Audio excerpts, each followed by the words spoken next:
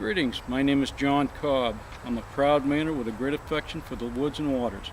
If you have a few minutes, I'd like to tell you about my new book, Tales of the Cemetery Trees, a collection of short stories including crime, fantasy, mystery, and the supernatural.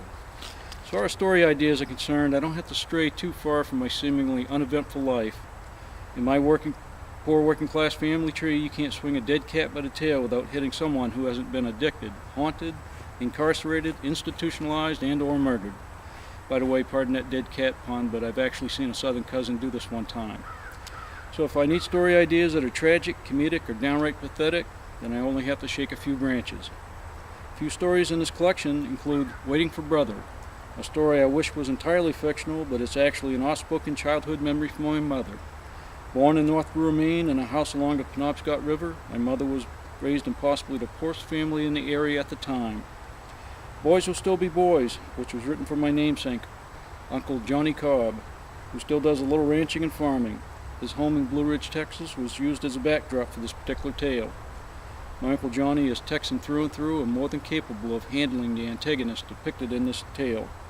For my story, The Serpent Slayer, I hearken back to long ago boyhood days as I hunted water moccasins with my BB gun and wooden staff in the woods and bayous of Mississippi. As luck would have it, the hunting was good, very good. Fortunate for the species of snake, my opinion of them evolved as I grew into adulthood and realized their true place in nature.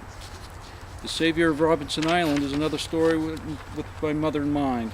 Somewhere along the Maine coast, there's a certain island where my family and I used to camp years ago. With these happy memories in mind, my mother has a deep sentimental attachment for this place. However, in recent years, she has become quite upset with its new owners and the changes they have wrought, especially the clearing of many acres of lovely spruce woods to make way for showy summer homes and no trespassing signage. Needless to say, it's a good thing she isn't one of their island neighbors. After a long battle with alcoholism, my Texas cousin Jeffrey Dale recently passed away. Regardless of his life circumstances, I'll always remember a friendly, adventurous boy who liked to handle snakes, possums, and armadillos with his bare hands, and noodle humongous yellow cats at the darkest holes of the Brazos River.